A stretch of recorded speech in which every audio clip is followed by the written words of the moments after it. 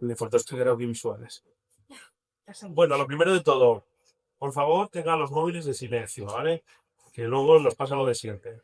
Y luego habrá mala de Seroquia. Buenas a todos. Ahora mejor. Os damos la bienvenida a este encuentro organizado por la Asociación Aitana, en la que... ¿No tienes el travieso? Venga, voy aquí. Ya.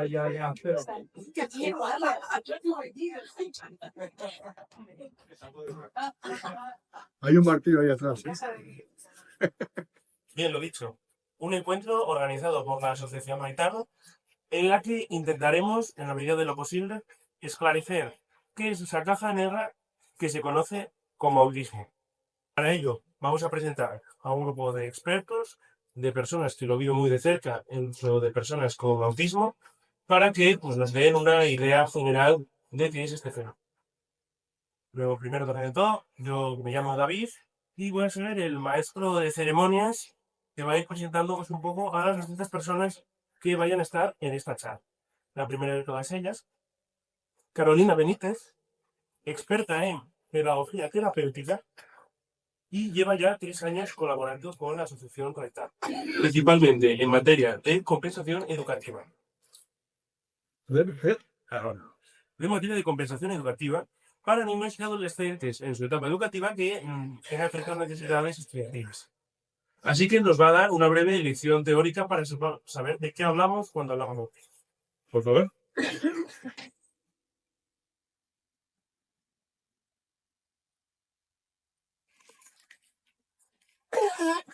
Pues hoy vamos a tratar los siguientes puntos para poder partir de una idea más general sobre qué es el autismo. En primer lugar, vamos a ver la definición, luego pasaremos a las características.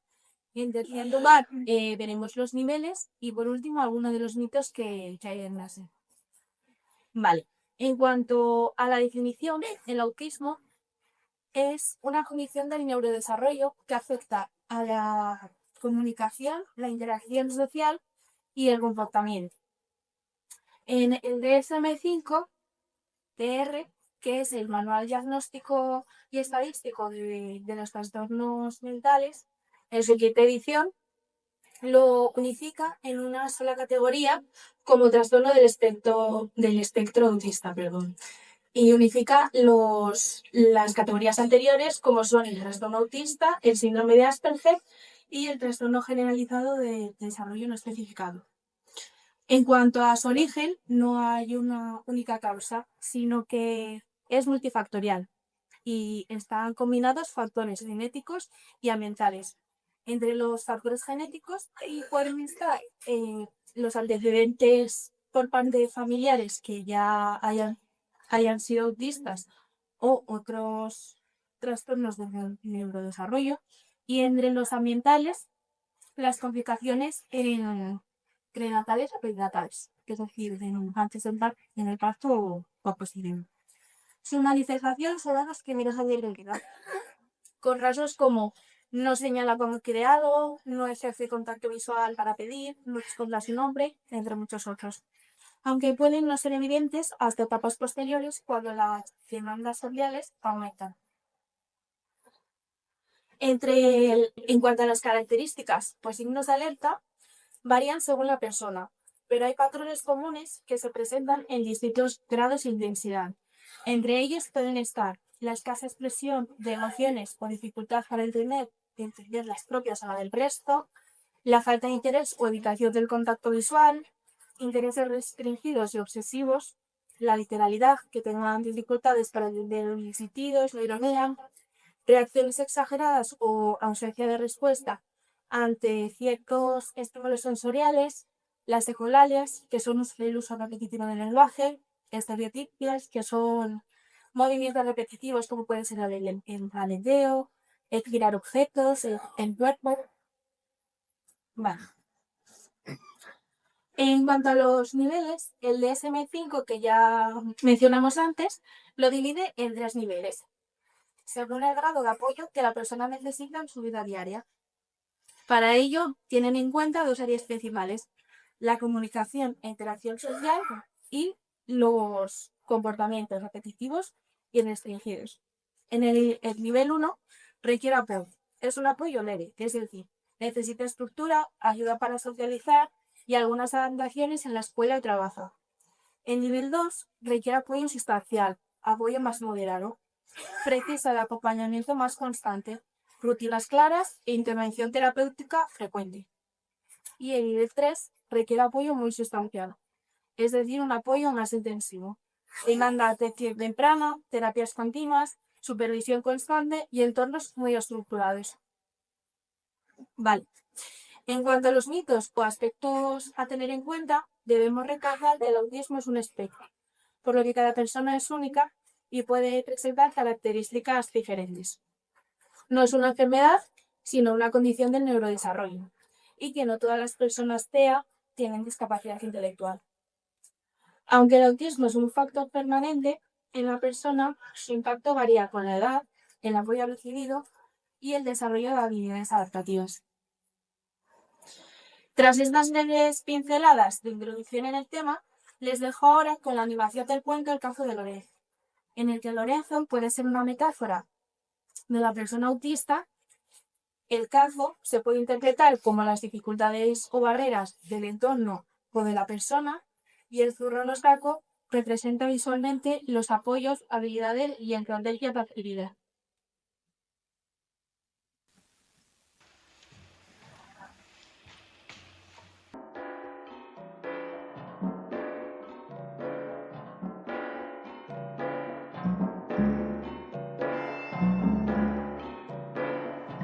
El cazo de Lorenzo.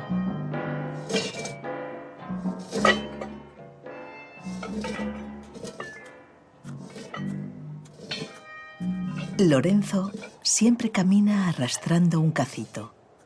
Un día le cayó encima. No se sabe muy bien por qué. Por culpa de ese cazo, Lorenzo ya no es exactamente como los demás. Necesita mucho cariño. A veces incluso llega a ser molesto.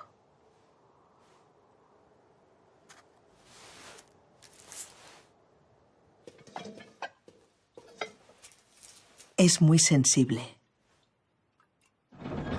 y tiene una gran sensibilidad artística. Tiene muchas cualidades.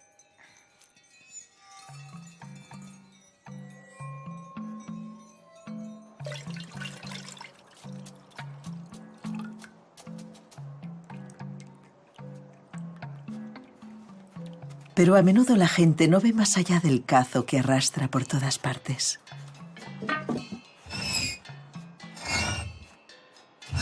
Les parece extraño, incluso inquietante.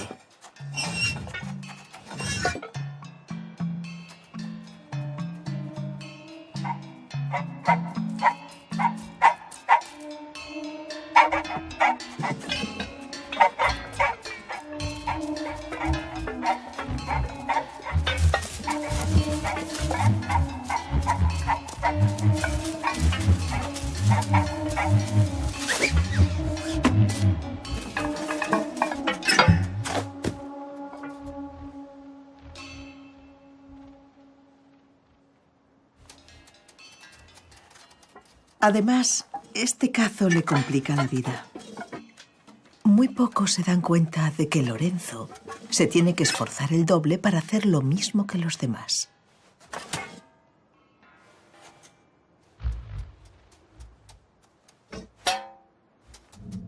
A Lorenzo le gustaría mucho deshacerse del cazo, pero es imposible. El cazo siempre está ahí y no se puede hacer nada.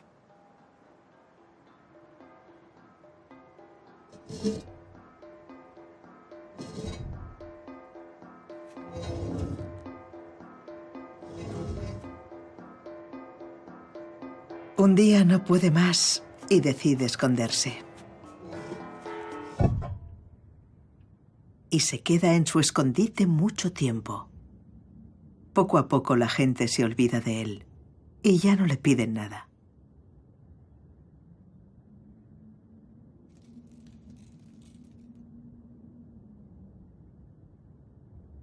Pero afortunadamente, Las cosas no son tan simples. Hay personas extraordinarias. Con que haya una es suficiente.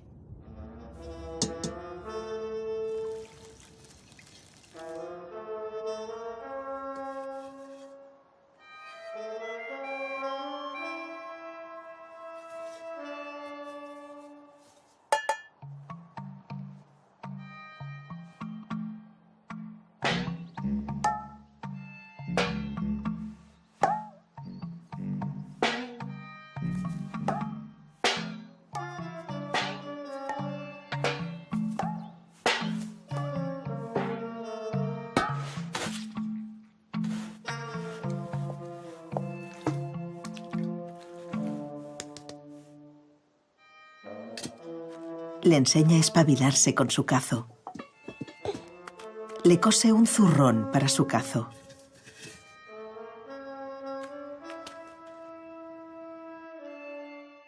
Ahora le ven muchas cualidades. Aunque Lorenzo siga siendo el mismo de antes.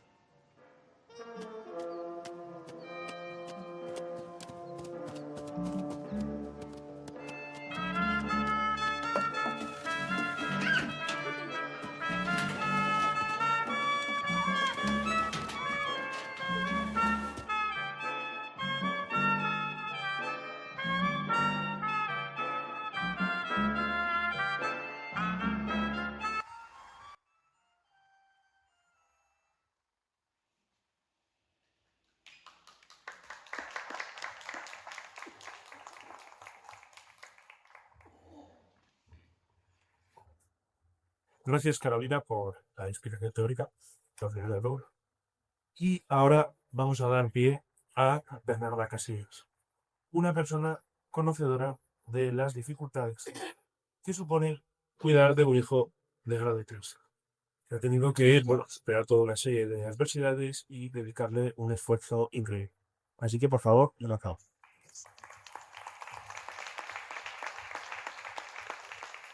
Que también, lamentablemente. Bueno, ¿vemos primero el vídeo?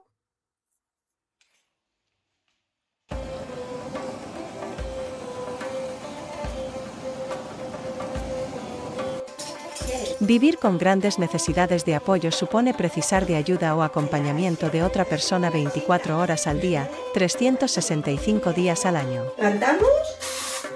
¿El otro? A ver. Ahí, muy bien, choca, choca. Muy bien.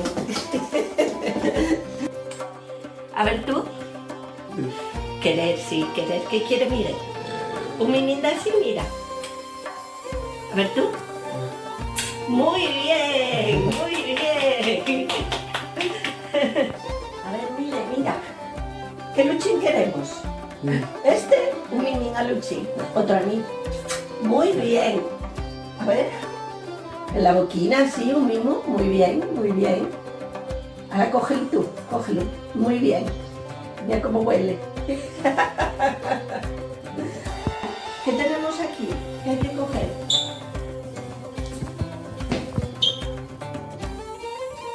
Muy bien. ¿Te pones como la gorra? Ahí, muy bien. Muy bien. Claro, la gorra hay que ponerla para salir. El desafío que supone la permanencia en el hogar de las personas con grandes necesidades de apoyo supone dotar recursos en el entorno a largo plazo, para que puedan disfrutar de una vida con sentido.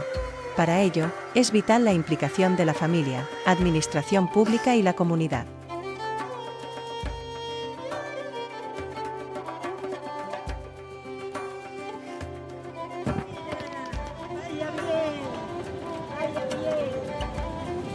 Espera.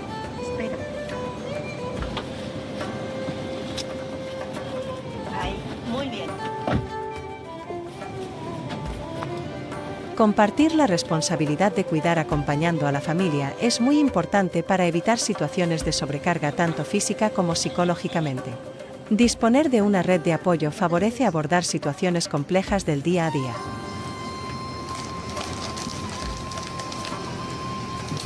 A ver qué quiere Miguel. Muy bien. A la coge tú. Coge tú.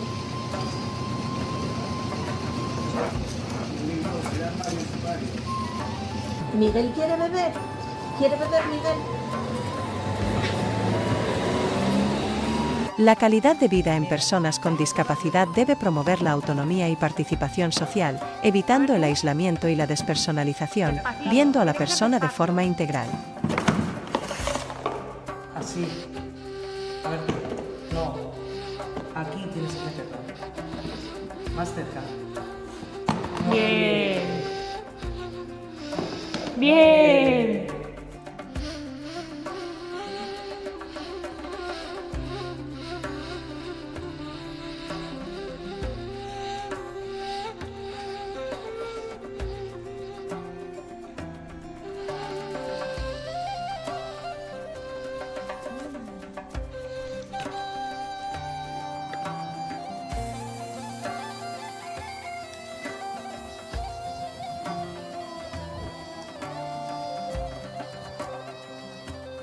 Los apoyos deben contemplar los aspectos más asistencialistas, higiene, alimentación, comunicación, pero también prestar atención a otras áreas como el ocio y tiempo libre, adecuando el contexto a la persona. Se frota, ¿eh?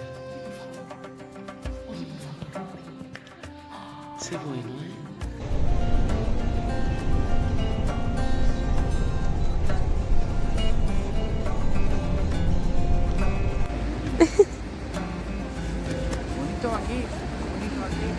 La sociedad debe ser más amable y accesible compartiendo lugares en la comunidad, generando inclusión, formando parte de la red social y ofreciendo a la persona realizar actividades significativas.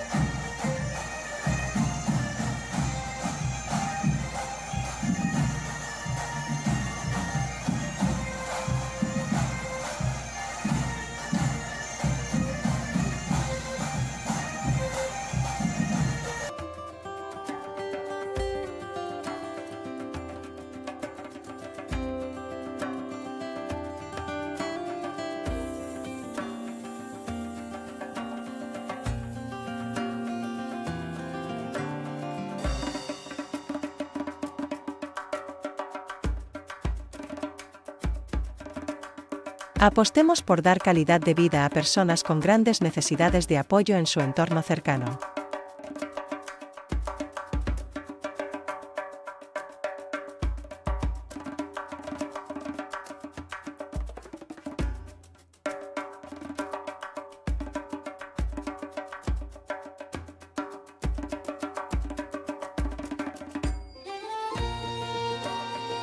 Avancemos, acompañemos y cambiemos nuestra mirada hacia la diversidad.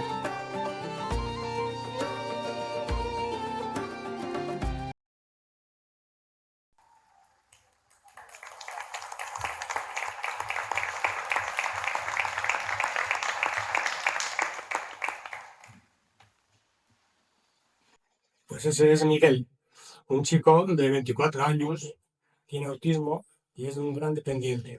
Tiene problemas de movilidad, no habla en momentos puntuales, tiene problemas de conducta. Hay que ayudarlo en sus actividades diarias como comer, vestirse, bañarse, etc. Como todo padre, esperas a un hijo con mucha ilusión y alegría y con el paso del tiempo intenta quitar. Eso sí, cuando te dice que tiene autismo, te derrumbas por completo y te enfrentas a un mundo totalmente desconocido. En ese momento empieza una gran lucha continua para buscar lo mejor para él. Atención temprana, terapias, logopedia, médicos, colegios de educación especial. Y nosotros empezamos a leer, buscar por internet cómo actuar en cada momento y te das cuenta de que cada niño es diferente. Que el tuyo no es como los que salen en los vídeos ni en las revistas. Tienes que ir improvisando y haciendo lo que puedas. A partir de los 21 años, abandona el colegio de educación especial y es cuando hay que meterlo en un CAI que aquí en Asturias, al parecer, no existen muchos. Y a base de buscar, pues nos apareció uno en Gijón que va de 9 de la mañana a 4 de la tarde. Después de las 4 de la tarde hasta las 7 participa en un programa PAE del apoyo en el entorno de la Consejería de Bienestar Social, que proporcionan 2 horas, 3 horas de ocio por las tardes, de 4 a 7. Luego dependemos mucho de la Asociación de Raitano, que nos ayuda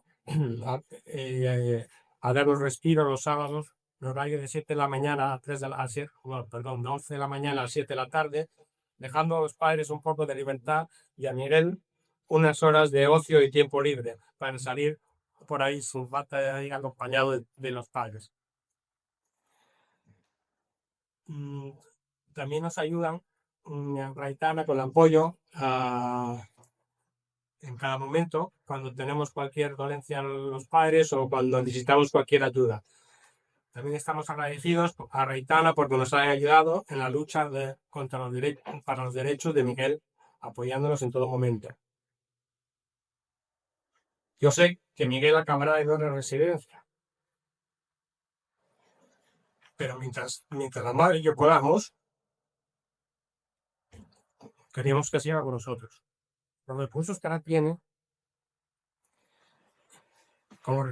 tiene, intentando cara la vida cuando no se pueda, dentro de sus posibilidades, como disfrutar de las cosas que más le gustan, las salidas de la calle, las iglesias, en el campo, los animales, la playa, el mar y el mar, porque le gusta mucho el agua y después de otras actividades, como ya vimos en el vídeo, la música con gaitas o tambores. Sería muy triste tener que meterlo con 21 años en una residencia, cerrado allí todo el día y súper medicado para que esté tranquilo y no moleste. Hace 3 años lo tuvimos que meter en una residencia, problemas de salud de su madre, y la experiencia fue muy negativa. Miramos todas las residencias de Asturias y ninguna encajaba a Miguel. Al final lo tuvieron que meter en una residencia y lo pasó muy mal de él y nosotros. Después de aquella mala experiencia, fue cuando lo sacamos, lo salimos y fue al calle, que ahora asiste seriamente. Al parecer, todas las residencias de Asturias están saturadas de usuarios y con poco personal, donde un chico de gran dependencia no tiene cabida. El personal luego depende del ratio que va en función de la cantidad de personas, no de las necesidades de cada uno. Mi próxima meta al lado de Raitana será luchar para que tengamos aquí en Villaviciosa, o lo más cerca posible, una residencia o un CAI para que los padres estemos tranquilos y no tengamos que estar toda la vida luchando porque tu hijo tenga una vida digna. Y bueno, en la residencia que necesitaría Miguel de grandes dependientes, necesitaría personal especializado que tenga empatía con los grandes dependientes, ya que son personas que merecen mucho respeto y cariño. Necesitamos un CAI sin que estos chicos tengan que cumplir unos objetivos como quiere la consejería, que estén bien atendidos y que puedan disfrutar y pasarlo bien dentro de sus posibilidades. Después estamos los padres un poco olvidados y en los cuales necesitamos un buen apoyo de toda esta carga pesada que tenemos que llevar. Porque no es fácil llevar un día a día viendo cómo tu hijo, el ser más querido para todos los padres, tiene tantos problemas para afrontar la vida diaria con las dificultades que las instituciones y la sociedad conducen. Tenemos que tomar decisiones sobre él sin saber si en realidad le gustan o le vienen bien, y adivinar que si tiene algún tipo de dolor cuál es el problema cuando se te enfada o se cabrea.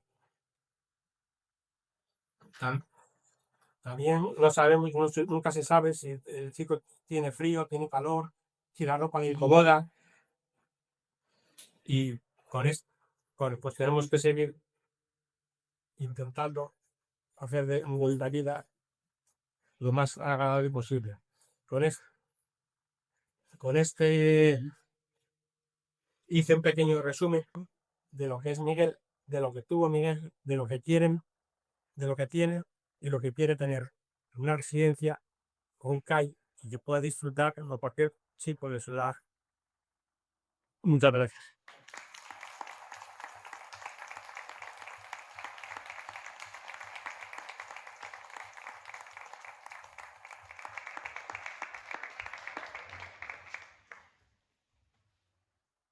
¿Cómo te llamas?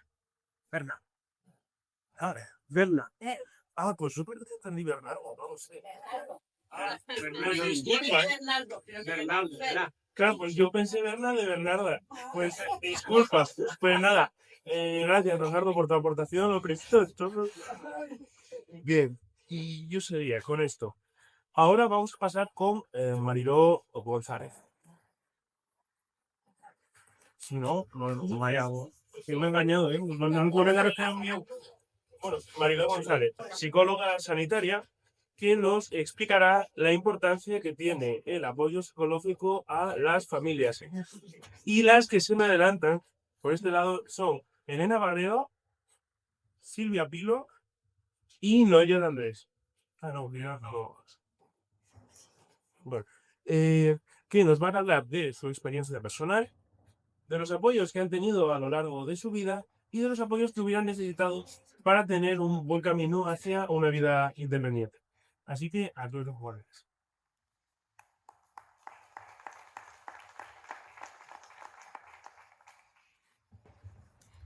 Buenas tardes a todos y a todas.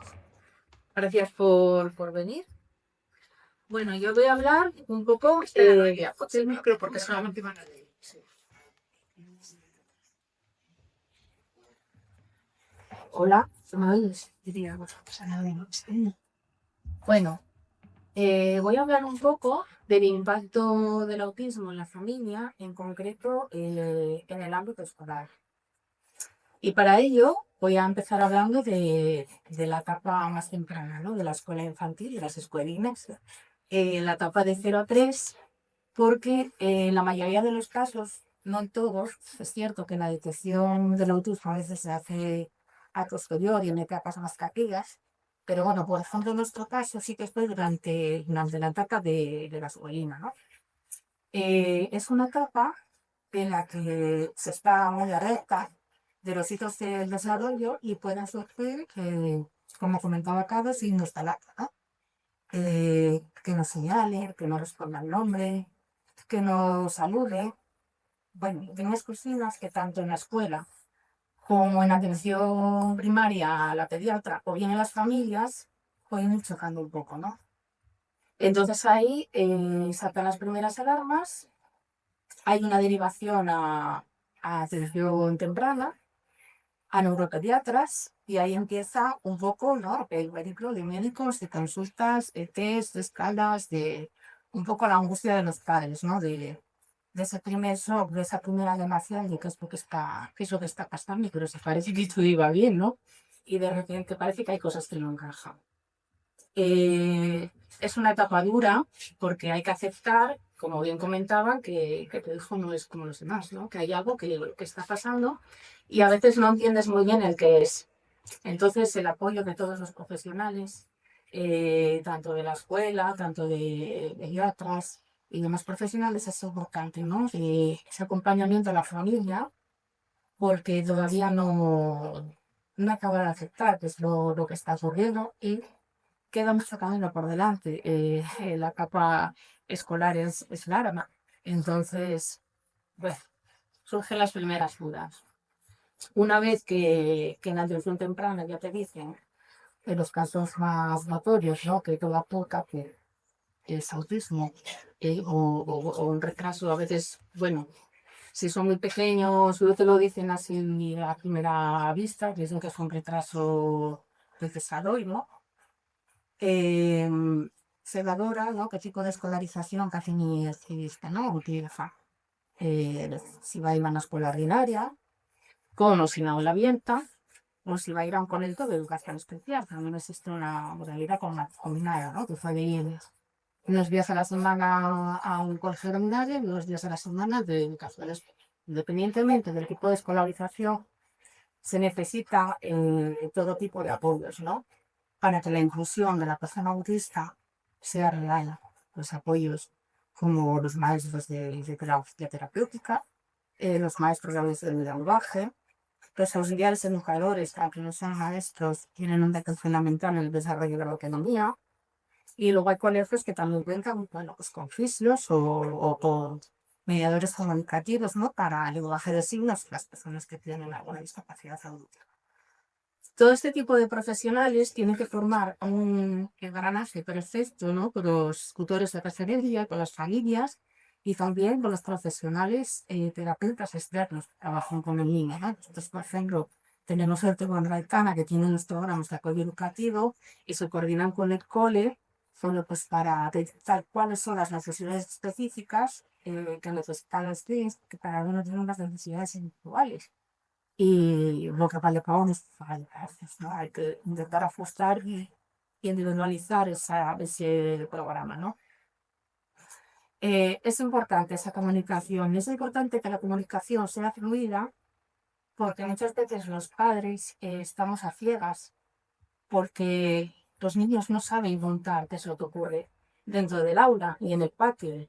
Pues simplemente, aunque sepan hablar, hay situaciones sociales que no comprenden y no saben transmitirlas. Entonces la comunicación, bueno, ahora vivimos en la era tecnológica, que es más sencillo, que es el Teams, que es la biblioteca cajera, las accionarias. Yo diría que ya no de forma mensual, hacer posible de forma semanal, ¿no? Una comunicación fluida de qué es lo que está pasando en el aula, si el niño está raro, si es cierto que esta comunicación se suele dar de forma también verbal, ¿no? Cuando vas a recoger y es muy importante. Y sobre todo muchos apoyos que a veces faltan recursos y sin recursos pues no va a haber una inclusividad. Quiero hablar un poco del tema de los patios, ¿no? De los recreos, porque toda la escuela, ¿no? Es una oportunidad única para aprender, pero el tema de los patios, de los recreos se presta mucho porque los adquirizan, y es una oportunidad de juego, por lo que los espacios deben de ser flexibles, tienen que ser dinámicos. Y los niños autistas muchas veces, si están solos en el patio, a lo mejor no es porque les apetezca estar solos, que a lo mejor en algún momento sí, pero no siempre les apetece estar solos, que simplemente a lo mejor no saben cómo acercarse o no entienden el juego de reglas. Entonces, es un punto importante. Es un punto importante que los padres conozcan qué es lo que hacen durante los recreos, qué es lo que hacen en el patio. Porque aquí a veces la seguridad es saber lo que tu hijo hace, ¿no? Los demás salen contando, a lo mejor el tuyo no. No quería pasar sin comentar que el caso de este niño con parálisis cerebral, que hace unas semanas sufrió una agresión por 4 adolescentes de entre 16 y 17 años en el patio de un colegio, ¿no? A mí este hecho me parece un fracaso social absoluto. Algo estamos haciendo mal con Sergita, ¿no? Cuando 4 jóvenes agreden de forma tan brutal a una persona vulnerable que no solo no puede defenderse, sino que tampoco puede contarlo. Algo está pasando, algo estamos haciendo mal como sociedad, ¿no? Yo creo que la clave de todo esto es la visibilización, la concienciación. Pero desde muy pequeñitos, cuando se tiene 16 o 17 años, sin nadie identificar lo que hay una diversidad en el mundo y que hay cosas que están mal, con 16 o 17 años, precisamente pues, se podrá hacer algo.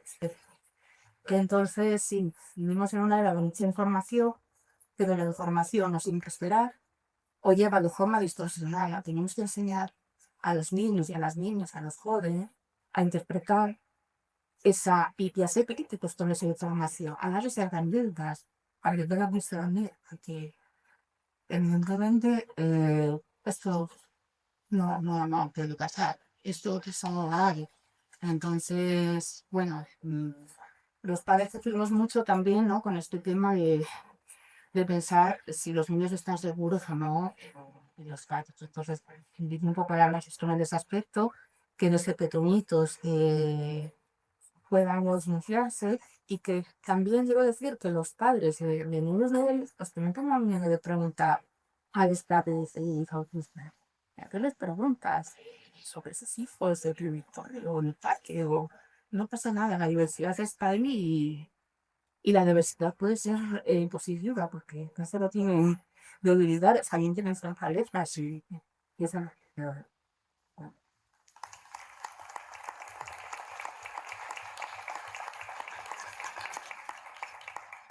Bueno, doy paso ahora a mi compañera Silvia, que va a hablar de la transición a la vida adulta de la adolescente.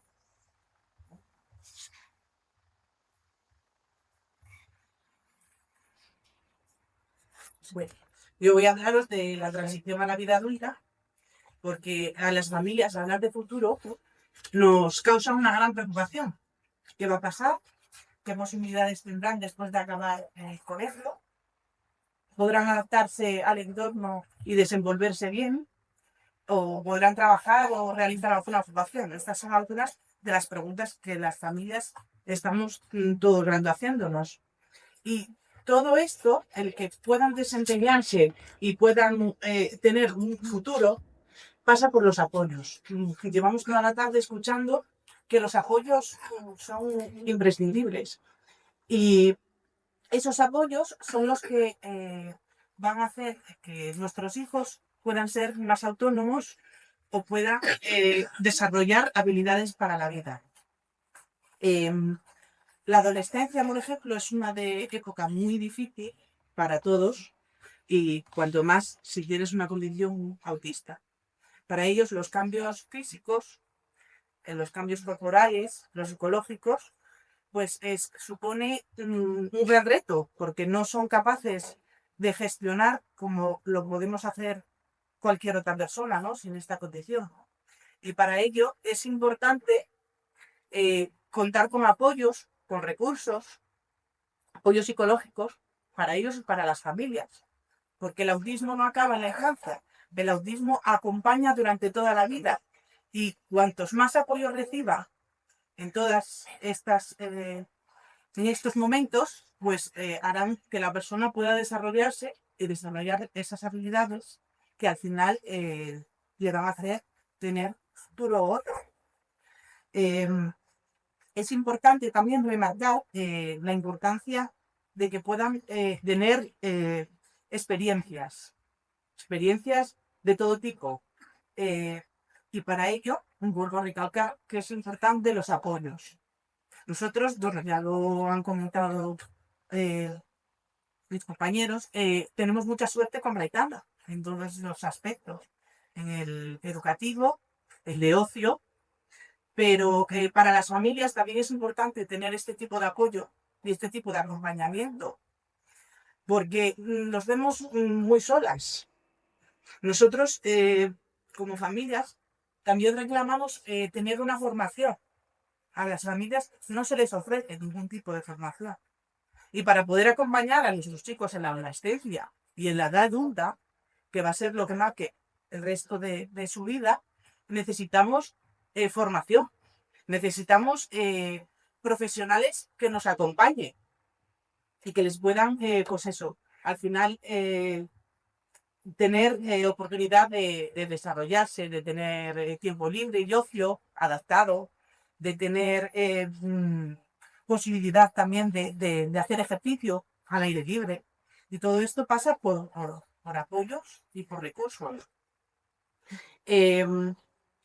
Bueno, yo quería también decir que es muy importante a lo largo de la vida desarrollar la autonomía personal en las personas con autismo, porque eso va a marcar pues su futuro.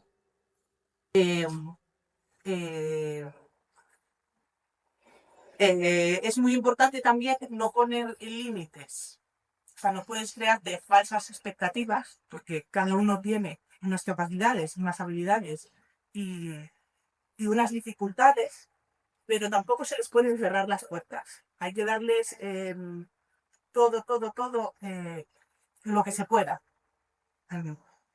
Darles oportunidades, porque no sabemos si habrá algo que en un futuro le pueda servir para tener al final una vida plena con la ocupación que pueda tener.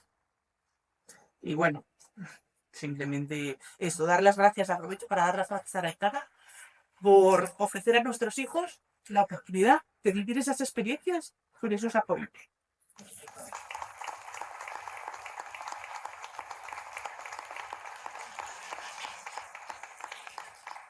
Y ahora doy el paso a Elena, que nos va a hablar del área sanitaria. Buenas tardes a todos y a todas.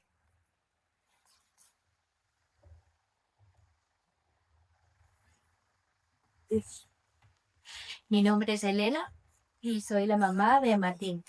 Es un niño autista que acaba de cumplir ahora 6 años. Os voy a hablar de mis experiencias relacionadas con el ámbito sanitario. Uno de los grandes problemas a los que nos enfrentamos a diario es saber cómo se encuentra Martín. Si algo le duele, ya que no habla mucho y no te lo puede decir. Desde muy pequeñín jugamos con él a simular nosotros dolores y caídas y decirle una y otra vez, me duele la mano, me duele la rodilla, y hacen también el sana sana, culito de rana, que ahora ya lo hace él. También aprovechamos cuando le vemos darse un golpe y sabemos dónde se lo dio para recalcarle, ¿te duele la cara, Martín? ¿Tienes pupa en la mano, Martín? Y así poco a poco él lo va interiorizando y poco a poco va a llegar a saber lo que le pasa. Con estos juegos, en estos momentos, hemos conseguido que él, si se da un golpe, venga aquí, te dirá por donde se vio lo que le duele, pero de momento todavía no nos indica, por ejemplo, si le duele la cabeza, si le duele la barriga, si le duelen los oídos. Así que, ante cualquier acto fuera de lugar o comportamiento raro, tenemos que acudir a la consulta médica, ya que no sabemos si le pasa algo o si tiene algo claro. Acudiendo a las distintas consultas médicas, hemos tenido experiencias de todo tipo. Nos hemos encontrado profesionales maravillosos, con una sensibilidad especial hacia Martín, pero también otras veces, aunque os parezca imposible de creer, no sabían cómo tratarlo. Es decir, hay que tener un poco de paciencia, hay que ir sin prisa, hay que tratarlo no bruscamente, para conseguir poder revisarlo sin que entre en pánico, sin que entre en esa crisis que a partir de ese momento hace que la revisión sea prácticamente imposible. Un ejemplo muy claro de este tipo, de esta falta de empatía, nos ocurrió en una visita que tuvimos a urgencias, a Rabuelas, donde la persona que hacía el triaje se empeñó en que había que ponerle una pulsera identificativa, la pulsera que te ponen, ¿sabes, no? Sí o sí. Cuando Martín, de aquella que es otra cosa que trabajamos con él, no soportaba. Entonces, por más que intentamos explicarle a aquella señora que si lo obligábamos a ponerle la pulsera lo más posible, más probable era que entrara en crisis y que estaba fuego, que no volviera al médico de manera tranquila, no hubo más. Así que, ante nuestra negativa rotunda de ponerle la pulsera y las malas maneras de aquella señora, nos indica que si le pasa algo al niño, pues va a ser responsabilidad nuestra. Si se pierde el niño, pues es responsabilidad nuestra. Bueno, pues nada. Esto es una situación que nos puede pasar, ¿eh? O sea, es cierta. Parece increíble, pero es así. Otro gran problema con el que nos encontramos son las largas esperas que se producen en las consultas médicas. En general, pasa siempre, pero en nuestro caso también. Lo que hacemos es ir con Martín a la consulta, los dos. Mientras Jorge da una vuelta alrededor de la consulta yo lo que hago es preguntar cuánto tiempo van a tardar a la médica o la enfermera para evitar esa posible espera y que entre a la consulta lo más rápido posible. Siempre indicamos las características de nuestro hijo para que lo tengan en cuenta y procuren atenderle lo antes posible, evitando esas crisis y que puede llegar a ser que no vaya al médico nunca más, porque es nunca más, de manera más rápida. Otro ejemplo de esto es que una vez que Martín se cayó en el cole, se abrió una ceja. En urgencias de Caguañes, que las visitamos mucho, aunque entras con urgencias pediátricas, no existe un área de traumatología infantil. Es el área compartida por todas las personas. Con lo cual, estuvimos intentando hablar con la enfermera y con el médico de trauma, hasta que nos encontramos. Y la verdad que le explicamos lo que nos sucedía. Martín, bueno, las esperas no lo lleva bien y encima como estaba, pues todavía peor. La verdad que ese día también tuvimos mucha suerte, ¿eh? Porque al final terminaron con el paciente con el que estaba, que era un señor mayor, y vinieron a atender a Martín. Los tiempos se acortaron muchísimo y la atendieron fenomenal. Aunque veáis que hay parte buena y parte no tan buena, pero bueno. También tuvimos mucha suerte aquí en el centro de salud de la niña, tanto con la anterior pediatra, que era Rosa, con Paula. La verdad que entienden la situación. Yo lo expliqué y entendieron la situación desde el principio, ¿vale? Entonces nos facilitan el ir a la consulta y tratando a Martín pues de manera muy maravillosa, porque estoy muy contenta, la verdad. Porque parece que no, pero eso es una tranquilidad. Porque él a lo mejor también sí, pero nosotros como familia también lo pasamos realmente mal.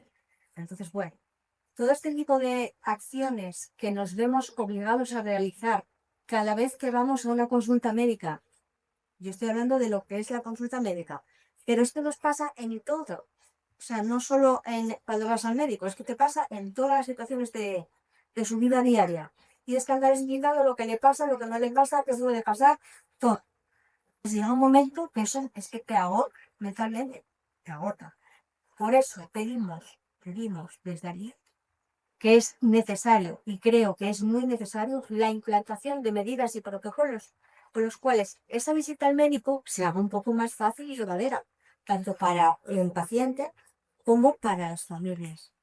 Como por ejemplo, que nada más que se active su consulta en la máquina, salga por ejemplo un aviso de que este paciente es TEA, en el caso de los TEA, y que no puede esperar mucho tiempo para ser atendido, o que al abrir su historial le salte un aviso con las características principales de cada persona, que no pueden esperar, que no hablan mucho, que a lo mejor no acepta el contacto físico. Son muchos factores. Y eso sí, una vez que se abre el ordenador y lo ves, jolín, que se tenga en cuenta.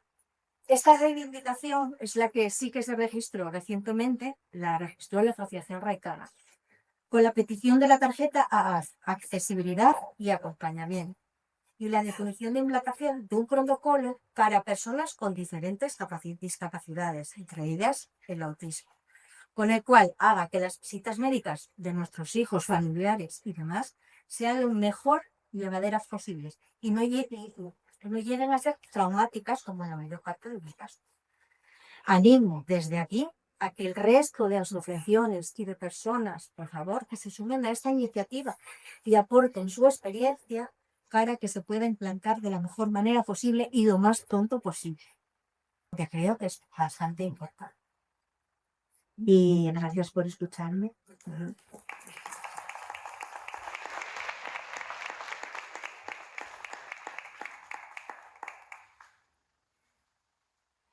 Bueno, pues a mí me toca la parte de tocar el tema emocional, ¿no? Del trabajo que van olvidado para las familias. Tengo que deciros que, como os hablo desde mi experiencia, yo trabajo tengo ahí una consulta desde hace ya más de 20 años. Y trabajo a nivel privado, ¿no? Porque abordo lo que la institución no no para. Y tengo que deciros que cuando la familia llega a las consultas, el, el problema emocional está totalmente agotado. Agotado, la gente llega a unos niveles, son carne de cañón de que la pareja fracasen, porque que le desborda la situación, ha sido un peregrinaje tan grande desde que empieza hasta que van cada uno en la cada vez que están desgastados. A veces no porque la pareja sea un desastre, ¿no? Porque digo que no que sea mala, sino porque los problemas personales de cada uno hace agotar, se desborda el cazo. Entonces, claro, la angustia es tan grande que esa es la primera dificultad que me encuentro cuando empezamos a trabajar. Pero es verdad que la persona que cuando hay cierta fortaleza y hay un trabajo terapéutico, que esto fortalece a la pareja. Y cuando no se puede sostener esto, la pareja pues se destroza. Vamos. Luego también es muy importante, yo siempre me ha gustado trabajar, cuando trabajamos en la intervención sistémica, en la intervención con la familia. Para mí la familia es la joya más preciada que puedo tener para trabajar bien. ¿Por qué? Porque es ese diamante en bruto, tendremos dificultades, seremos torpes, ahí vienen todas las culpas de los padres, que lo hacen mal. Es que no sabemos hacerlo. Entonces, ese es el diamante de cuando empezamos a limar y empezamos a trabajar a nivel terapéutico, verdaderamente es donde realmente avanzamos. De hecho, yo cuando trabajo con niños, adolescentes, si no me interviene la familia es que no puedo trabajar. Y prefiero decir, no, es que normalmente siempre cuando llama a la consulta privada, es verdad, al menos a la mía, que la gente tiene esa disposición a querer hacer, ¿no? Como habéis visto, cómo se ha dotado lo emocional, ¿no? Lo emocional de todas las personas, desde el padre de nivel a vosotras, y esto hay que verlo. Quiero decir, hay que ver que tenemos que hacer una introspección y decir, ¿cómo estoy? ¿En qué nivel estoy en estrés? Estrés físico, ahora que se nombra tanto ¿qué tengo que trabajar? ¿Qué es lo que me produce angustia? Y si no sé, tengo que buscar ayuda. Tengo que buscar ayuda porque a veces vemos también que hay padres que queriéndolo hacer bien, no lo hacen del todo lo que más ayuda al niño y a ellos. Porque hay padres que se olvidan. Tenemos un componente que ahora hay más padres, pero en general son las madres, ¿no? Que se olvidan totalmente de lo que es la vida y solamente ven eso. Yo siempre digo cuando empezamos así a trabajar es que es como tú coges un papel, digo, coger un papel, tú sabes coger un papel y lo vamos a ver la idea que volvemos a asignar, empezar a separar, a separar, a separar. Y además hasta que vamos a ver que hay cosas, que hay en el mundo, en salir, en arreglarme, en no estar pensando siempre en el mismo problema. Entonces, claro, esto genera un estrés que al final la gente cae porque no somos titanes, nadie son titanes. Luego, es muy importante el trabajar también con los hermanos y con los abuelos, que son los apoyos que tenemos, si los hay, si no. A veces me ha pasado con gente que no tiene una red familiar amplia, pero tenemos gente que pueden hacer el mismo papel que una familia y gente maravillosa. Pero claro, para dentro hay que abrir la mente y ahí es donde entran, por ejemplo, las asociaciones, y aquí tenemos esta gran suerte de tener en Fontana, pues antes el apoyo es fundamental, ¿no? Y cómo la gente se puede ahí sujetar. Bueno, bien, pues hay una comunidad, por en Murcia hay una comunidad que están haciendo terapias con los hermanos y con los abuelos.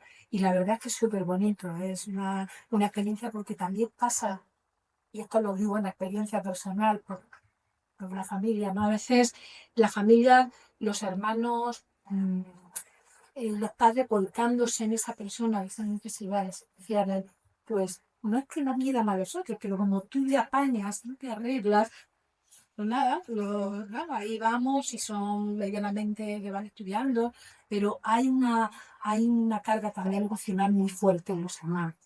Entonces, bueno, esto también es interesante que chequeemos. Y luego hay otra cosa importante que vemos, que cuando no llevamos esta intervención de la forma más que más ayuda, vemos que generan muchos problemas de salud mental, también en las personas con en los padres y en las personas con la medicina.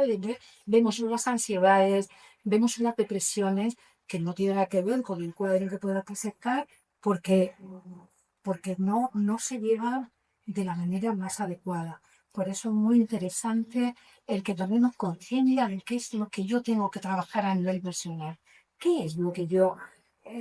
tomarnos ese tiempo de decir, ¿qué es lo que me da miedo? ¿Qué es lo que no puedo soportar? ¿Qué es lo que veo muchas veces en las parejas, ¿no? Es decir, yo es que las expectativas que uno tenía, este mundo tan rápido que llevamos, que todo es un poco el postureo, lo bonito ¿qué es? Ponemos papel, ¿no? Papel. Entonces tenemos que ir a hacer esa interpretación personal. Y por supuesto el apoyo emocional, porque es verdad que también a nivel de intervención se hace mucho a nivel conductual, ¿no? Y, y hay que trabajar mucho con lo emocional, ¿no? Yo es lo que creo que el año que queda todavía por experimentar muy bien. Y bueno, deciros que es posible ver de otra manera. No veamos a nuestros hijos de televisión, de lo que no tiene o lo que yo me hubiera gustado verlo en amplitud, porque son mucho más que solamente esa dificultad que pueden tener. Por supuesto, yo siempre también os digo que el apoyo a las asociaciones de la institucional es fundamental, porque las asociaciones dan el soporte que no da la institución, que no le está dando. Los pases fundamentales en todas las áreas. Así que ahora mismo esto tiene que tomar algún camino, porque es verdad que decimos, claro, lo privado vivimos de lo que lo público no sostiene, pero bueno, estupendo, porque por lo menos hay gente que puede canalizar por ahí y hacer un trabajo. Entonces, bueno, yo siempre digo que apoyar a las asociaciones, uniros, y luego no mirar solo para mí, porque mi hijo, mirar, ahí podemos ayudar de muchas maneras a ese compañero, a ese otro, que dice, sí, bastante que hago por lo mío, ¿no? Pero es que es muy rico el compartir, ¿no? Es muy rico. Y bueno, pues deciros que los grupos de apoyo, cuando se trabajan como los grupos, la culpa es algo que se nota mucho cuando se descarga, ¿no? Porque a veces hay rechazo, hay enfado, y eso es legítimo, hay que decir, pero ¿por qué? ¿Por qué tiene que ser esto, no? Pero yo siempre me gusta terminar cuando trabajamos así en el canal, es decir, vamos a cambiar el por qué por el para qué. Y esto abre un campo súper bonito, ¿no? Porque lo que la vida nos presenta lo tenemos que afrontar, si es que no nos queda otra. Y entonces lo podemos afrontar trabajando bien esos miedos y ver dónde está ese punto mío que no sé sostenerlo. Y haciendo esto os aseguro. Y bueno, yo creo que al final el miedo es el más grande de la discapacidad. Por lo tanto, vamos a ver. Yo tengo que deciros también que mira, yo en mi experiencia, yo estudié psicología y luego me especialicé en estrés, gracias a una vecinita que era la paralítica, que yo iba a jugar todas las tardes, ¿no? Y nadie que estaba negra, pues siempre no nada, porque con estas personas que tenían discapacidad, mi papá de la escuela, y para mí fue un mundo el poder darle las pipas, el poder estar con ella, el jugar. Y es verdad que tenía una madre que me abría la casa para mí, porque como era la persona que iba a distraer a su hija, pues, vamos, yo tenía las ropas, lo que está disfrazada, y yo estudiar, a mí me marcó aquello, vivir esa experiencia tan bonita con esta chica, ¿no? De hecho, mi hija se llama como se llama ella. Es una cosa que ha tenido un peso muy interesante, ¿verdad? Es una maravilla poder el poder coger lo que la vida nos trae diciendo gracias, porque con esto tengo que crecer y aprender. Y bueno, pues ahí estamos.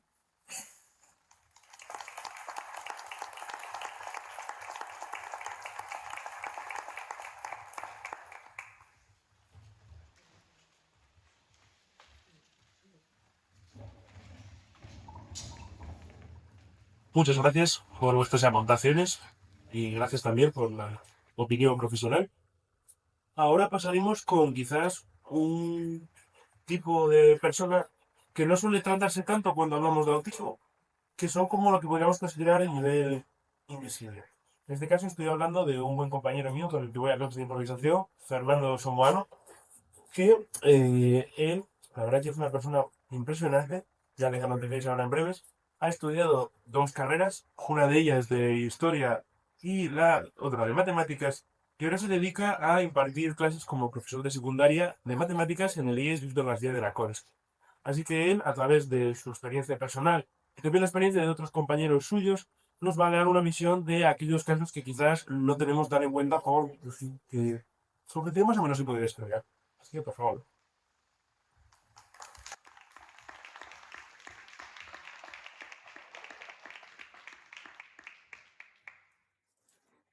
Bueno, primero de todo yo voy a usar el micro de mano porque manías personales. Si veis que me muevo mucho, es mi forma habitual de expresarme y de...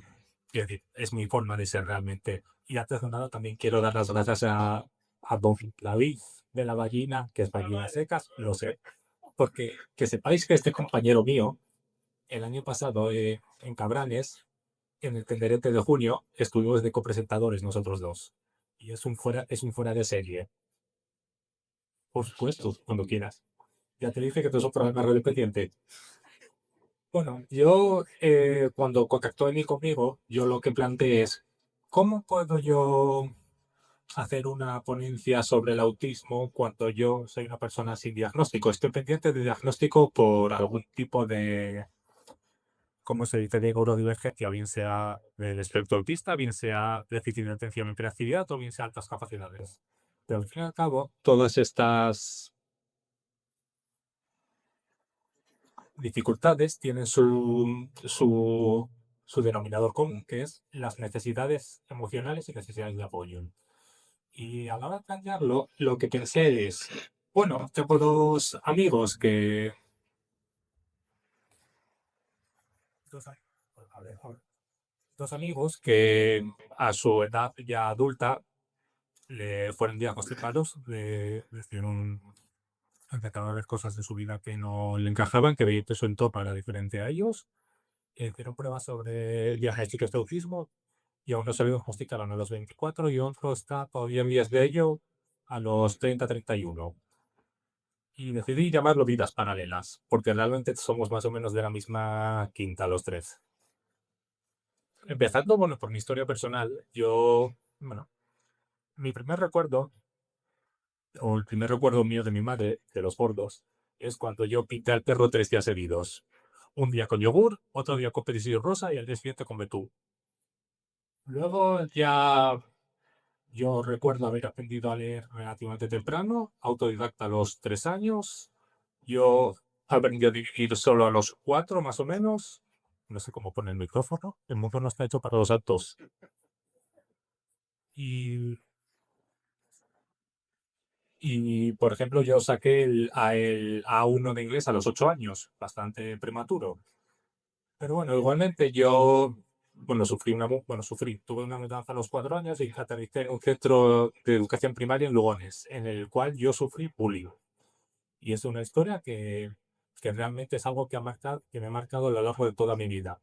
Porque realmente yo ya en esa época ya decía, es que hay algo del resto que yo no acabo de entender, que yo funciono de forma distinta al resto. Pero no atas las piezas hasta que no tienes unos años más. Total, después del infierno que fue la educación primaria, desde aquí aprovecho a hacer un llamamiento a la que fue mi profesora de educación primaria, que deseo que te haya ido muy mal la vida. Desde entonces, mal dicho. Pero bueno, saltando ahí, de eso, yo en la ESO y conocí otro grupo de amigos y entre los cuales uno de ellos es uno de estos dos que os comenté, que tuvo un diagnóstico de autismo a los 24 años, me contó. Y le pedí su testimonio y bueno, me contó que, bueno, que él se sentía sin apoyos y que él entendía que su funcionamiento que el funcionamiento del mundo no acababa de casar con él y sentía una incomprensión con respecto a todos los al mundo y que en ocasiones dice que es difícil de sobrellevar en el sentido de no sé cómo gestionar esto si soy yo el que no encaja en el mundo, si es el mundo el que no me entiende, ese tipo de cosas. Y luego, una vez tuvo el diagnóstico, fue cuando empezó a tener apoyo. Y es cuando la familia empezó a informarse y ya es cuando empezaron ya a tener unos apoyos y más comprensión hacia él. Y sobre todo me insistió en la Fundación Pijoy, que es la que le dio apoyo para formación y la que le dio una ayuda profesional, curricular y que fue como la chispa que inició todos sus logros a partir de sus 24 años. Y lo que me dijo, sobre todo, de reclamaciones, me dice, yo echo de menos ayuda psicológica, sobre todo en la adolescencia, es cuando me dijo en la etapa más temprana, pero bueno, a lo largo de toda su vida. Y que no solo para él, sino también reclama que el resto de la comunidad, el resto de los compañeros, profesores y demás, que tengan una formación para entender cuál es su casuística, que por qué su forma de relacionarse con los demás no encajan en las entendidas como convenciones sociales. Pero es una persona perfectamente normal que ahora mismo está con su trabajo y es una persona de alto funcionamiento. De hecho, vivió gran parte de su vida sin apoyos, pero obviamente se le facilitó mucho la vida posterior. Y le habrá venido muy bien a lo largo de su vida tener todo esto para acabar de florecer del todo antes. Y sobre todo también me dicen la necesidad de pedir ayuda cuando lo necesitas. Bueno, volviendo ya al caso mío, mi adolescencia fue una bomba nuclear. No voy a poner parches. Mi adolescencia fue complicada, muy compleja. Porque si bien en mi caso lo académico iba muy bien de nivel, más la exigencia que uno tiene detrás, lo que pasa es que lo emocional estaba sin cubrir. Y es cuando ya empiezas en torno a los 16, 17 años, bachillerato, la etapa de bachillerato, cuando empiezas a notar esas disonancias entre es que lo cognitivo, lo que es lo académico, me va bien, me va perfectamente, pero no sé quién soy. No sé qué quiero hacer con mi vida. Yo no sé qué va a ser de mí en el futuro. Yo no quiero estar aquí. Y empiezan los problemas de comportamiento asociados a ello. Para que os hagáis una idea, en la facultad una de mis grandes éxitos es sillas de plástico, jersey de lana, frotarse y electrocutar a la gente. Aburrimiento, quiero decir, es de esto que dices tú, necesito llamar la atención. No puedo evitar hacer estas cosas. Me cuesta, pero al final es mi forma de relacionarse con los demás también. Tenéis que entender un poco cómo yo me relaciono. Y bueno, fueron los 16, los 17, los 18. Una vez sales en mi caso, del centro de educación secundaria, ya eres un número más en la universidad. Y es cuando ahí empecé a tener las necesidades reales de apoyo psicológico. De hecho, yo tuve una depresión muy fuerte a los 19, muy fuerte, de la cual no sé cómo salí, gracias al colchón de 2 personas, sobre todo. Y es en esa época de tu vida en la que tienes esa disonancia entre, vale, soy muy bueno, pero ¿qué quiero yo? ¿Quién soy? Y eso realmente a mí me llegó a los 23, 24 años, y es cuando conocí a esta otra persona, más o menos en esa época de mi vida, que al final fue un colchón emocional para muchas cosas. Esta otra persona está pendiente de un diagnóstico de una evaluación psicopedagógica sobre ser espectro autista o no, pero es una persona altamente funcional. De hecho, las últimas noticias que tengo, salvo que haya dejado algo, estaba a la vez haciendo un doctorado. Él es filólogo hispánico, excelente. Está haciendo un doctorado, una FP de informática y trabajando a la vez. Un superhéroe. Pero lo que me dice es que una vez sale del trabajo dice que tiene agotamiento y sobre todo cuestiones de gestión de la frustración y la necesidad de desambiguar, usa esa palabra. Y a día de hoy dice que estaría más cómodo sabiendo teniendo ciertas herramientas y haber tenido un diagnóstico temprano. Y sobre todo hay una cosa que me dice que es la necesidad de enseñar a las personas que llaman normativas a cómo comunicarse con personas del espectro, que es lo que más reclama. Y bueno, también una cosa que me llama la atención es que él dice que para él trabajar no es una rutina, es una lucha. Le supone una lucha porque luego tiene la necesidad de llegar a casa de olvidarse de todo. Y también reclama que tiene una falta de adecuación en el trabajo. Y que dice que también que hay gente que lo considera un impertinente porque cuando están hablando con él, la gente siente que no le está escuchando cuando él realmente está procesando la información, está buscando más información y dice que a veces dicen que es un impertinente por ello, pero es que es su forma de entender la comunicación. Y dice que la comunicación le supone una carga, que él lleva más carga comunicativa que la otra persona y que le resulta agotado en ese sentido, con lo cual reclama mucha formación de las personas de su entorno, que esto emparenta con lo que dijo antes nuestra compañera, que es no hay que formar solo a la persona, sino también a todo su entorno, para que sepa cómo se trata con esa persona, qué necesidades tiene. Bueno, siguiendo más adelante, yo llegué a un Salcoviz, aquella época maldita de la que nadie se acuerda nada con suerte. Conmigo coincidió con el final de los estudios universitarios y ese momento de tu vida en el que enfréntate al mercado laboral o unas oposiciones. Y ese es el momento en el que mi vida se fue a pique, totalmente. Mi vida estaba basada en sé excelente académicamente. Acabas de estudiar, ¿qué te queda? ¿Cuál es tu identidad? Y a partir de ese momento yo cuando entré en una espiral de salud mental, con problemas de salud mental y sobre todo otra vez el tema de la identidad, de quién soy, qué me define. Realmente yo puedo ser otras capacidades, puedo ser TDAH, puedo ser del espectro. Quiero decir, estoy buscando respuestas en mi vida ahora mismo. Eso mientras estudias y trabajas, que también se complica la cosa. Y eso, yo ahora mismo estoy pendiente de una evaluación psicopedagógica, que no sé cuándo llegará, pero llegará, espero.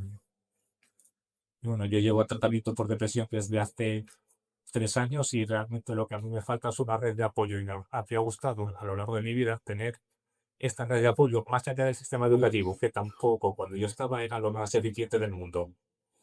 Y yo como reclamaciones lo que estoy viendo de todos los casos generales, incluyéndolo a mí, es que lo que se necesita es un acompañamiento en todos los ámbitos y no solo el académico, porque de hecho personas del espectro son personas que son excelentes académicamente, que realmente cuando llegan a las aulas el apoyo que tienen es sobre todo a lo curricular, a lo meramente curricular. Y de repente te encuentras un crío del espectro que te está sacando 9 en todo. Y este crío lo que necesita es un acompañamiento emocional, porque el problema que tiene es emocional, absolutamente. Y, por ejemplo, también tiene formación para el entorno. Estas ponencias son muy útiles y, de hecho, la propia Amy estuvo en el instituto estos días también con los de tercero de la ESO informando sobre autismo, hablando sobre autismo. Creo que, de hecho, respondieron bastante bien por lo que me comenta todo el mundo, cosa que no esperaba, por cierto. Y que luego que también hay que entender que cada persona tiene sus propias estrategias, sus propias necesidades y sus propias dificultades y hay que intentar potenciar las partes buenas de la persona, porque todo el mundo las tiene e intentar minimizar los puntos débiles. Desde el instituto nosotros empezamos este año un programa de bienestar socioemocional. Problema, solo desde el instituto. Problema 2, solo somos 9 personas. Pero bueno, por alguna cosa se empieza. Y yo lo que creo es que este programa de bienestar emocional no debería estar solo en los centros educativos, que esto debería acompañar a cualquier persona a lo largo de toda su vida y particularmente a las del espectro autista y bueno, cualquier otra neurodivergencia en general. Pero es que muchos de estos se encuentran arropados a los 16, 18 años cuando dejan el centro. ¿Y a partir de qué? Necesitan apoyo toda la vida. Y en esto yo me baso en los principios igualdad, equidad. La palabra para mí es equidad. Cada uno lo que necesita. Y en este caso, lo que necesitamos son muchos más recursos. No solo de formación por parte de nuestro profesorado, que reconozco que tenemos la formación que tenemos. Tampoco nos piden más, pero bueno, depende al final de nuestra voluntad por hablarnos en ese sentido. Pero lo que yo solicito como profesor es más recursos en educación, sobre todo porque, por ejemplo, llevo tiempo reclamando la necesidad de un psicólogo escolar. Bueno, uno o varios. Y hablé hoy, por ejemplo, con la orientadora del centro y ahora parece que sí, empiezan a meter más orientadores ya en centros de más de 1000 alumnos. Imaginad una persona, un orientador para un centro de 1000 alumnos, 1200. Es totalmente inviable. Lo que estamos pidiendo es recursos y sobre todo que sean continuos en el tiempo, que sea integral para la persona y continuo en el tiempo, que no se acabe una vez llegan a la edad adulta legal. Y sobre todo, psicólogos, lo sigo diciendo. Y ya no digo el papel de las asociaciones, que es un papel clave. Pero al final una asociación depende de la buena voluntad de una persona. Y yo creo que esto es una cuestión que debería estar también institucionalizada. Que por supuesto el papel de mi en esta villa es fundamental. De mi de eso en general. Perdón. Pero que necesitamos también más apoyo institucional. Sea o bien creando la propia institución lo que se necesita o bien a través de un apoyo a asociaciones. Muchas gracias. Buen día. Y os voy a contar que ahora todo queda a casa porque toco con una lavadora. Para ser un adulto funcional. Y eso todo mis copias.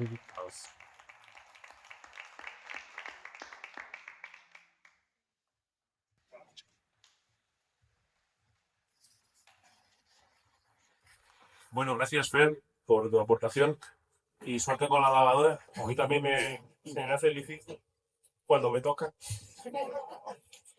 Bien, ahora os voy a hablar brevemente de mi experiencia en Rosario. Porque yo también he tenido que lidiar con el autismo, aunque me considero la verdad que alguien afortunado, porque a lo largo de mi proceso no me vi tampoco muy limitado. Ojo, que no porque ni por el amor al arte me salieran todo bien, sino porque hubo un montón de gente que ya desde muy crío, que empezando por mi madre, estuvieron ahí metiendo caña y diciendo, oye, aquí hay algo que no me cuadra. Entonces ya mi madre empezó a contrastarlo con toda una serie de personas para decir, en efecto, aquí hay algo que no cuadra. Y toda esa serie de personas se empezaron a juntar, un poco, y yo ahora mismo me encuentro pues perfectamente. Porque sí, perfectamente, no. Porque claro, bueno, ahora me he sacado una carrera, he preparado un máster y ahora estoy haciendo unas oposiciones. Entonces, bueno, en líneas generales, a nivel estudiantil, que yo en aquel momento, quizás nadie creía que iba a hacer todo eso, pues muy bien. Y a nivel emocional, yo diría que también. Porque quizás a veces veo que tengo algunas dificultades, pero no las asocio tanto con el autismo en este caso, sino porque, joder, yo veo a otra enfoque que quizás no tiene ninguna y digo, joder, si también está jodido. Entonces al final digo, pues nada, será que entonces me he cubierto bien de la primera parte. Entonces, son cosas que estoy mejorando, pero veo que a todo el mundo le haría falta. Bueno, y por último, lo que quiero decir para lo que son aquellas familias, profesores, gente con autismo, gente cercano, que lo principal que necesitamos es que haya paciencia y perseverancia. Porque quizás sea la única manera de que esa persona en algún momento en su vida independiente no tenga absolutamente ningún problema. Y cierto que en alguna parte, quizás yo no sé tampoco un ejemplo representativo, ¿no? Porque claro, hay gente que tiene grado 3, como por ejemplo el caso de Miguel, o grado 2, pero eso tampoco creo que quite el hecho de que esa gente necesite apoyos, ayudas y la capacidad de desarrollar algunas herramientas para que pueda al menos vivir la vida lo mejor que pueda. Eh, y con eso yo ya habré cumplido. Solo me falta decir que si tenéis alguna pregunta para algunos de los ponentes, va a ser ahora el momento, ¿vale? Ah, vale.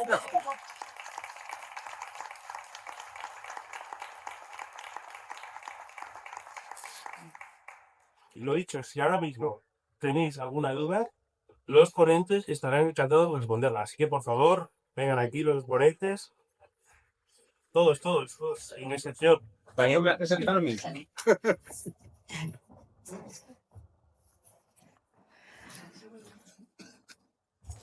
Repartidos, podéis usar la mesa, quiero decir el espacio, pero... Yo te los voy a dar.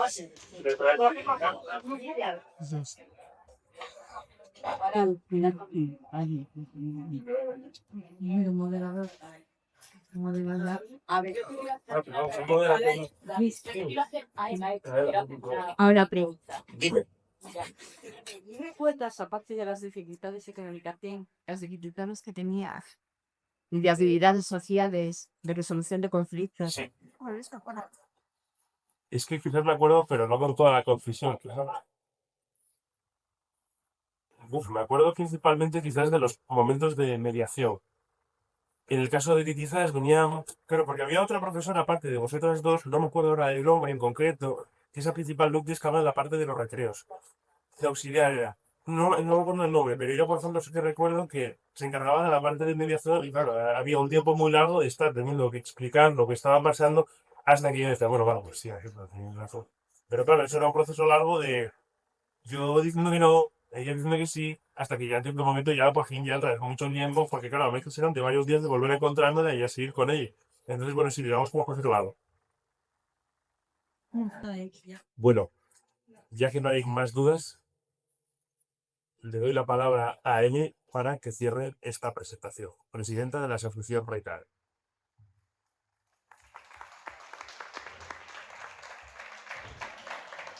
Esto no ha sido ninguna presentación, ha sido algo diferente. Lo estábamos comentando ahí Marilo y yo, y realmente es algo que da mucho que pensar. Por lo tanto, yo aquí no tengo nada más que dar las gracias. Tenemos aquí a una periodista, otra que nos llamó, y lo que nos queda es, hace 70 años, poco más, se empezó a hablar de la palabra autismo. Pues después de 70 años estamos reivindicando y está todo en ebullición. La pena moderna es que, bueno, pues que ahora mismo a los padres que los tenéis en este momento, están en ese momento de decir, está todo sobre la mesa y pocos recursos. Hay los que no había hace 20 años, 20 y pocos años, que sí es cuando realmente se empezó. Y entonces toca ahora pelear, pelear y pelear. Y para eso estamos en la Asociación Reitana. Cada año nos surge de estas charlas algo inglés para hacer.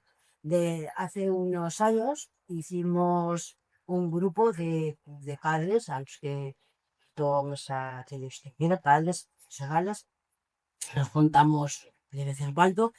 A través de ese grupo que se ha recogido, comentaban de la tarjeta A, de los protocolos y muchísimas cosas que se van haciendo en el tema del autismo. Pero bueno, aparte de eso, hay que seguir peleando en otras áreas. Y aquí surgió algo muy interesante. Se está hablando constantemente del tema emocional, el tema psicológico, el acompañamiento, esos grupos multidisciplinares de apoyo continuo, que habrá que darle una vuelta y estamos siempre para implementar cosas. Entonces, el acompañamiento, el año pasado surgió el acompañamiento desde el mismo momento del diagnóstico, cosa que se está haciendo, y vamos a ver qué pasa con esa etapa interna que esperemos conseguir con la ayuda de todas las instituciones, el ayuntamiento que lo tenemos allí, de que consideramos que ese principal por fin se acuerde de que aquí en la comarca necesita todas estas ayudas y que se haga algo en condiciones donde los padres activan la vida puedan desde el primer momento decir, mi hijo tiene todo el proceso y al final va a estar bien atendido. Nada, dar muchísimas gracias a la Ateneo, de siempre, a todos allí, el ayuntamiento, que le tenemos de manera incondicional a todos los que han estado aquí. Que ha sido una maravilla poder, gracias a esto, a Fernando, y para mí un lujazo y una ilusión inmensa tener a mi presentador. Y gracias a todos vosotros y nos vemos para Gaitana siempre, porque a que hay que no les conozco. Buenas tardes.